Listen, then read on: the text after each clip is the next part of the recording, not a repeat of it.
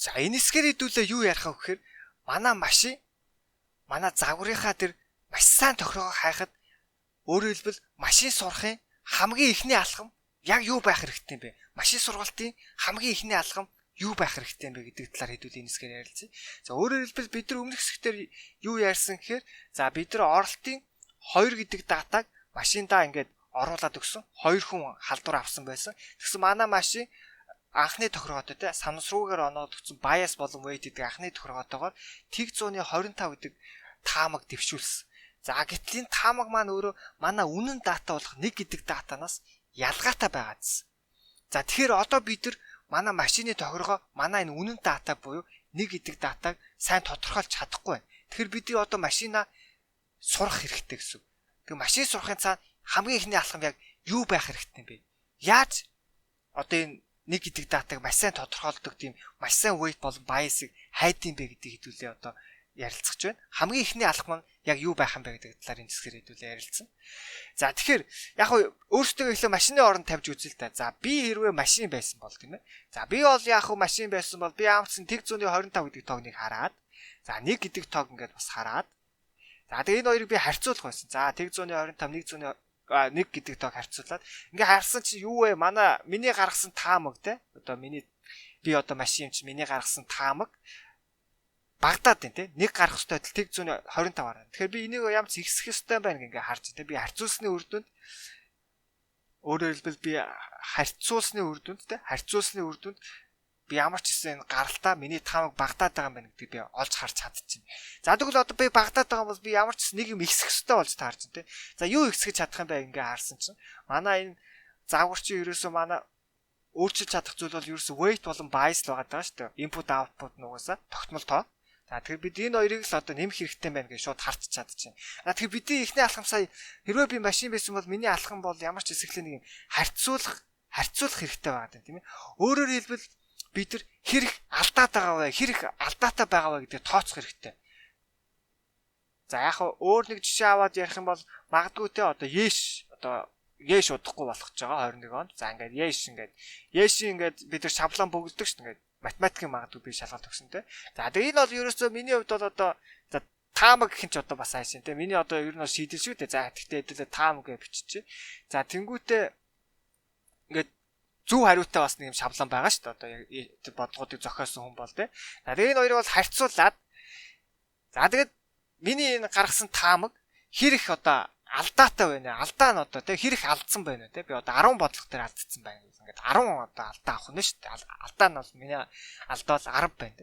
Яг үүнтэй адилаар бид нар ихний алхам бол яг энэ хэрэг алдаад байгаа энэ алдаагаа тооцох хэрэгтэй. Өөрөөр хэлбэл бид нар үнэн дата болон миний таамаг хоёрын хоорондох харьцуулаад хэрэг алдаатай байгаа вэ гэдгийг ихний алхам бол энийг ингэж тооцох хэрэгтэй гэсэн.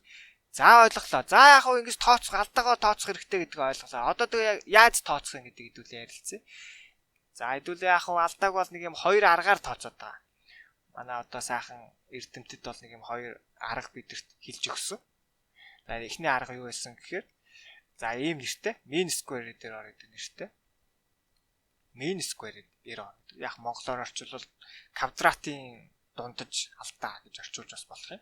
За нөгөөх нь болохоор cross entropy гэдэг нэртэй. Cross entropy гэдэг юм нэртэй. За хэдүүлээ энийг эхлээд ярьчих. За яг энэ хоёр юугаар ялгаатай вэ гэхээр ашиглагдах нөхцлөөр ялгаатай байгаа.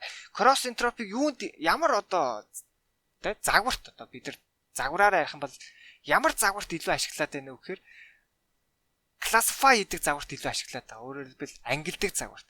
За classify гэж ингэж хэлдэг л да нэг.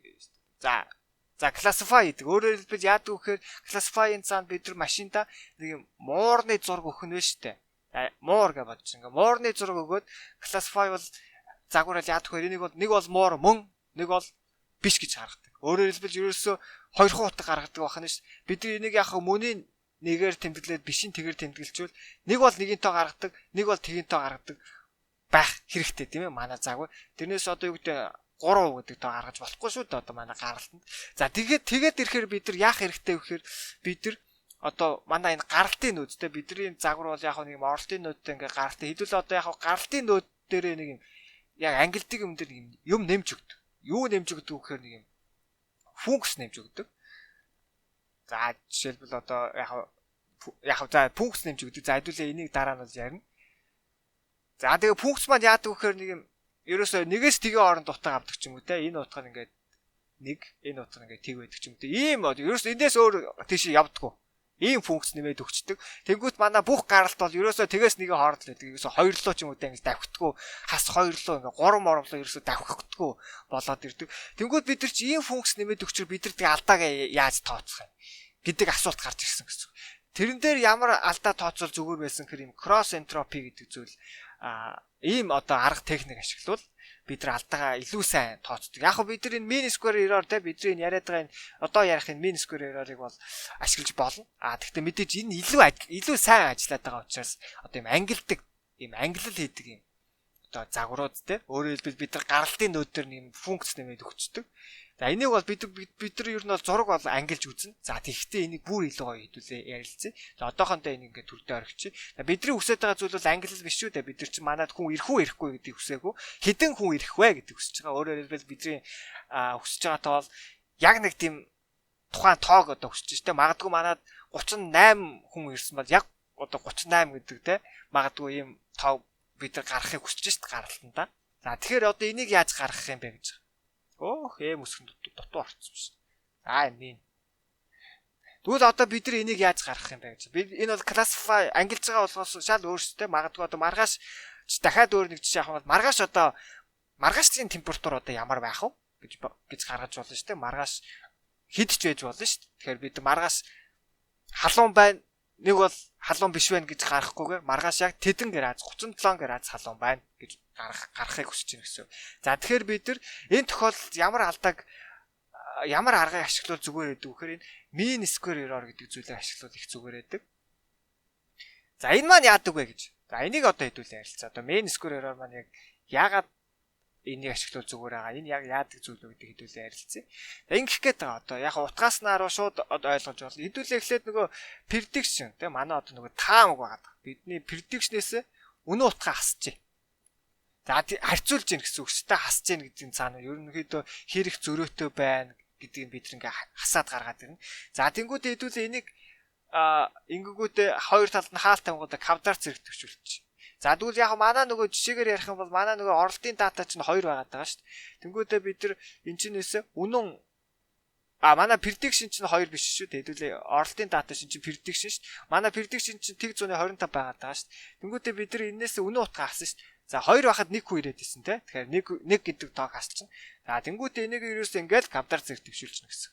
За тэгвэл дараачийн датаг яах юм гэж. За дараачийн датаг хэдүүл ингээд нэмээд сайхан биччихсэн ингээд нэмэх нь. За тэгвэл дараачийн датаг магадгүй те. Манай нөгөө 1 хүн ирэхэд 2 хүн 1 хүн халдар авахд 2 хүн манай аяллаа газар ирсэн. Тэг 111 гэж prediction хийсэн байж магадгүй те. Тэнгүүд бид нар чи 2 хүн ирсэн юм чи 2 хүнээ хасаад үнэн утгач бол нь 2 хүн ирсэн байх ёстой ш. 2 гэдэг тоо гаргаж авах ёстой байтал тэг 111 гэж гаргаад байна ш. За тэнгүүд ингээд бид нар энийг квадрат зэрэг ингэж хасангуудаа квадрат зэрэг төвшүүлээд дундчийн аав гэсэн. Тэгээ энэ mean гэдэг утга санаа нь ерөөхдөө ингэж дундчийн аав гэсэн утгатай. Тэгээ 2 дататай амжсан 2 тувач гэсэн шүү дээ. 3 дата бол 3 туваагаад ингээд яваад идэх гэсэн. Ингээд бид нар ингээр чи энэ чи ямар нэг тоо гарна штэ. За x гэдэг тоо гарчлаа гэж бодъё те. Тэнгүүд дараа нь бид нар яах вэ гэхээр бид нар x гэдэг тоо чинь ер нь бол манай алдаа гэсэн үг шүү дээ. Нийт датан дээр хэрэг алдаа гарсан юм бэ? Бүгднгээс нь ингэж зөрөөг нь олоод квадрат зэрэг төвшүүлээ бүх датан дээрээс нэг таамаг төвшүүлээд үнэн утгаас нь хасаад хэрэг алдаатай байгааг нь квадрат зэрэг төвшүүлээд тэгээ бүгдийн хооронд нэмээд тэгээд бүх датаныхаа тоонд нь хуваагаад дундчийг нь олоод тэгээд нийтдээ ямар хэрэг алдаатай байна гэдэг эхлээд гаргачихсан гэсэн. Тэгвэл бидний зорилго дараачийн зүйл яах вэ гэхээр бид хэрэг алдаатайгаа мэдж байгаа бол өөрөөр хэлбэл бид нар яшин шалгалтын дээр 10 алдаатайгаа бол бидний энийг нэг тэг болгол их зүгээр шүү дээ. Бидний энэ багс хэрэгтэй шүү. За нэг 9 болгодог ч юм уу те 8 болгоод ингээд юун дээр алдаатай яг алдаан дээр ажиллаад аль нь илүү алдаад энэ тэр яг алдаан дээр ажиллаад миний сул тал юу нэг сул талаа хайж олж жагаад тэгээд ингээ алдаагаа багасгаад хэдүүлээ тэг рүү тэмүүлэх хэрэгтэй. Тэгэхээр өөрөөр хэлбэл бид нар энэ x-ийг ямар нэг алдаатай ямар нэг x гэдэг тоо гараад ирнэ манай алдаа. Тэнгүүд хэдүүлээ энийг яах вэ гэхээр ерөөс нэг тэг рүү л одоо болгоод алдаагаа багасгахыг л хүсэж байна гэсэн. За ингэж зүйл хийдэг гэсэн. За тэгээ одоо сонирхолтой асуулт. За яагаад бид нар алдаагаа тооцохдоо тэгээд ийм квадрат зэрэг төвшүүлээд байгаа. Квадрат зэрэг төвшүүлэхээр яг ямар даваа талтай вэ? За ийм асуулт ээж болж байна те. За тэгэхээр яг их зөв асуулт байна. За тэгэхээр гол шалтгаан нь яагаад байна вэ гэхээр ингэх гээд байна. Бид нар том манай алдаа хэр том байх тусмаа за хэдүүл яг жишээн дээр авъя. Инээс энийг хасгаад тэгээ манай предикшээс манай таамгаас үнэн утгыг хасаад өөр өнгөөр өччих. Манай таамгаас үнэн утгыг хасаад энэ хэдий ч их тоо байна. За магадгүй 30 гэдэг тоо гараад ирээ те. Энэ бол асар том алдаа шүү дээ. Төдий чинь квадрат зэрэг төвшүүлнэ гэдэг том алдаагаа бид нар асар том болгоод байна. 30 квадрат зэрэг төвшүүлсэн чинь 900 болчих шүү дээ. За бүр том болчвол энэ ч одоо 300 гэдэг алдаа гараад ир бид нар квадрат зэрэг төвшүүлчихвэл энэ бүр амар том. Юу 900-тай бүр дүүцэхгүй те. Ингээд энэ чинь ингээд 4 тэгтэй болчихно гэсэн шүү дээ. 90,000. Хүүх энэс бүр ийм том алдаатай. Хэдий ч нэ том алдаа байгаад энэ улам том болгоод идэг гэсэн. Алдаа хэдий ч нэ бага байна. За магадгүй те манай алдаа одоо тэг 1.1 гэдэг алдаа байна те. Тэнгүүд одоо магадгүй энийг ингээ асан чи тэг 1.5 за тэг 1.1 гарцсан гэж бодъё те. За хэдэж гарч иж болно шүү дээ. Энийг ингээд нэгээс бага тав ер нь квадрат зэрэг төвшүүлвэл улам багасдаг шүү дээ. Манай алдаа өөрөөр хэлбэл хэдий ч нэ бага байна. Манай ерөнхий нийт одоо алдаа одоо ингээд сүлд нэмэхэд төдий ч нэ багасаж орж ирдэг гэсэн. Тэгэхээр өөрөөр хэлбэл яг өөр жишээ зүг бодит амьдрал дээр энэ яагаад тийм чухал байна нөхөр бодит амьдрал дээр хэдүүлээ ярих юм бол за одоо ингээд магадгүй те юм бат гэдэг залуу байдаг. Бат гэдэг юм сайхан залуу. Сайхан залуу. За бат сайхан залуу юм сайхан хүүтэй бас. Бат яг сайхан хүүтэй. Батын хүү. За тэгсэн чи батын хүү яах вэ? Гутлаа ингээд үдэж чаддгүй. Гутал нь ингээ үдээс нь ингээ яваад байдаг. Хоёр гутал хоёулаа ингээ үдээс нь ингээ яваад байдаг. Энэ бол яах вэ нэг тийм жижиг алдаа штэ. Бат одоо хэлээл те. За миний хүү одоо ийм үдээсээ те үдээсээ ингэж үдэж болохгүй. Ингийн байж болохгүй. Амьдралд үдээсээ үдэж чадахгүй бол хол явахгүй ч гэдэг ч юм те. Энэ бол жижиг алдаа байхгүй. Энэ бол маш жижиг алдаа. Батын хүү хизээ нэгэн цагт өөрөө үдэж сурна шүү дээ. Энэ чинь заавал нэг ингэж болохгүй, ийм байж болохгүй гэж хэлэх шаардлага бол байхгүй. За яг хуу тэгсэн чи батын хүү арай өөр алдаа гаргасан байж болно шүү дээ. За батын хүү жоохон нилээ одоо муудсан царай зурнаа. Яасан гэсэн чи батын хүү энэ чинь ингээд архиудсан ингээд архиуж муугаал энэ чинь ингээд тамхи байгаа. Энэ тамхи гоцч ингээд тамхи татаад тэг хулгай дээр юм хийгээл. Хэрвээ ингээд яваад ирээ энэ бол нэлээд том алдаа шүү дээ. Хулгай дээр нэгээд ирэх юм бол энэ чинь баг ингээд шорон хоронгоор орно шүү дээ. Ингээд шоронд ороод. Тэгэхээр ингээд шоронд орохоос өмнө бат яах хэрэгтэй вөхөр хүүдээ ихлэ хэлэх ёстой шүү дээ. Энийг бол хэлэхгүй бол шоронд ороод энэ ч одоо бат зовн хүнч зовн нэлээд одоо том алдаа. Энэ бол нэлээд том алдаа. Энэ бол энийг улам томсгох хэрэгтэй гэсэн. Энэ бол маш том. Бат бол энийг бол хүүдээ энэ алдааг бүр томсгож ийм байж болохгүй. Энэ бол ингэж миний хүү явж болохгүй. Одоо ирээдүгөө бод амьдрал сайхан одоо юу гэдэг чинь те. Хүүд одоо ойлгуулах хэрэгтэй шүү дээ. Одоо шор хооронд ороод энэ чи яваад хэцүү шүү дээ. Тийм учраас бидний том алдаа ингээ кавдар зэрэг твшүүлээд улам том болгоод энэ жижиг алдааг кавдар зэрэг твшүүлээд улам жижиг болгоод байдаг гэсэн. За ийм учраас бид нар бас яг кавдар зэрэг твшүүлдэг.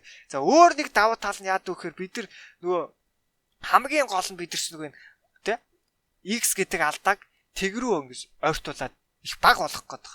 Квадрат зэрэг дэвшүүлчих ер нь бид нар нэг x квадрат гэдэг 10 жилдээ үзсэн бол ингээд энийг зурхаар нэг юм парабола гардаг тийм ээ нэг ийм хэлбэртэй.